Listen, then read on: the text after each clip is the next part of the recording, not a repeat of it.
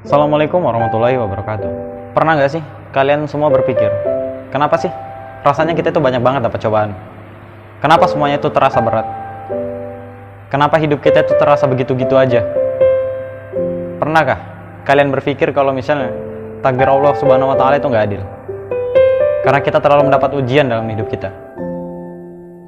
Teman-teman semuanya, percayalah, baik kalian dalam kondisi sehat, sakit, banyak rizki atau kekurangan rizki, semuanya adalah cobaan.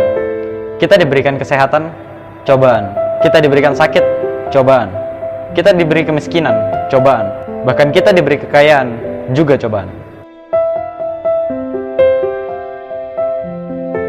Sekarang jawabannya adalah, apa yang kita lakukan saat kita berada di tiap-tiap kondisi itu? Apa yang kita lakukan saat kita berada dalam kondisi miskin? Apa yang kita lakukan saat kita berada di dalam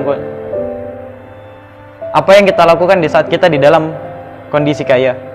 Apa yang kita lakukan di saat kita berada di kondisi kesusahan, kelapangan? Apa yang kita lakukan? Semuanya jawabannya hanya satu. Semua jawabannya hanya satu. Kembali kepada Allah Subhanahu wa Ta'ala.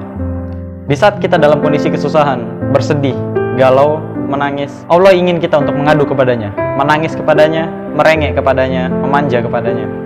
Hanya kepada Allah Subhanahu wa Ta'ala. Saat kita senang, Allah ingin kita bersyukur kepadanya, bersimpuh kepadanya, berterima kasih kepadanya atas semua yang sudah Dia berikan.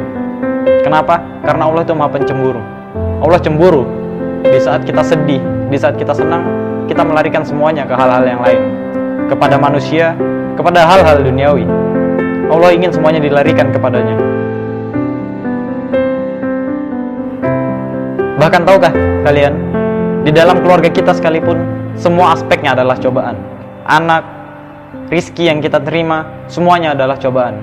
Sesuai dengan Quran Surah At-Taghabun ayat 15. Sesungguhnya, harta kalian dan anak-anak kalian, semuanya adalah cobaan. Dan di sisi Allah, pahala yang besar. Artinya, semua rizki yang kita terima adalah cobaan. Apakah kita masih bersyukur saat kita menerimanya? Apakah kita masih berterima kasih, beribadah kepada Allah setelah menerimanya? Apakah kita tidak tumbuh penyakit hati dalam hati kita? Apakah tidak tumbuh rasa ria, rasa sombong, pelit? Saat kita susah, apakah kita kembali kepada Allah Subhanahu wa Ta'ala? Apakah tumbuh rasa iri pada hati kita? Tumbuh rasa dengki dalam hati kita?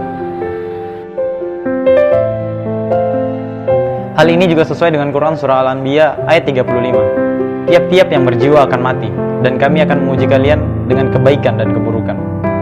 Dan hanya kepada kamilah kalian dikembalikan. Allah Subhanahu wa Ta'ala memesankan kepada kita untuk selalu kembali kepadanya. Entah itu kita menerima kebaikan atau keburukan dalam prisangka kita, dalam hati kita, atau dalam lingkungan kita. Terkadang kita tidak hanya diuji dari diri kita sendiri, melainkan dari orang lain. Saat kita berjalan, kita melihat sekeliling kita. Mungkin ada anak-anak yang kesusahan, seorang anak yatim piatu yang kesulitan. Saat itu, kita yang sedang diberi kelapangan, apa yang akan kita lakukan? Apakah kita kembali kepada Allah Subhanahu wa Ta'ala dengan cara menolong anak itu? Ataukah menjauh dari Allah Subhanahu wa Ta'ala dengan mengabaikannya? Mungkin sebagian dari kita pernah mendengar sebuah statement yang berbunyi, kalau misalnya berbuat keburukan itu lebih mudah daripada berbuat kebaikan. Berbuat dosa itu lebih mudah daripada mencari pahala. Tapi tahukah kalian, dari dalil-dalil yang telah disebutkan tadi, bukankah kita dapat menentukannya? Bukankah kita dapat menyimpulkannya? Kalau misalnya berbuat kebaikan itu sama mudahnya dengan berbuat keburukan. Bukankah setiap aspek kehidupan kita adalah cobaan?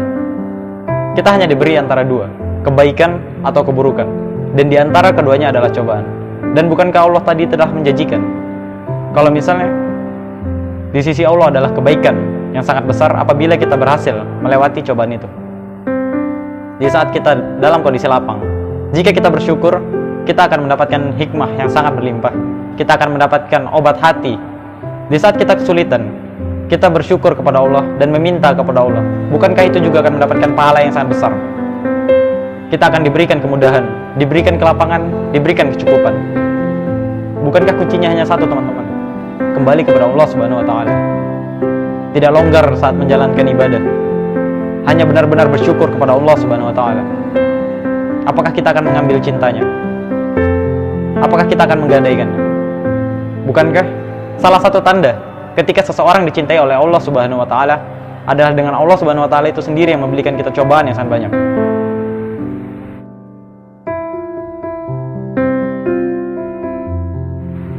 Dengan demikian teman-teman, ayo, dalam kondisi apapun yang kita dapatkan, entah itu kesulitan, kelapangan, cobaan, atau kemudahan, mari kita selalu kembali kepada Allah Subhanahu wa taala. Kita selalu bersyukur kepadanya, karena siapa tahu dengan hanya kita bersyukur, kita semua bisa berkumpul di dalam surganya Allah Subhanahu wa taala sebagai sahabat-sahabat yang mengejar surga saat di dunia. Wassalamualaikum warahmatullahi wabarakatuh.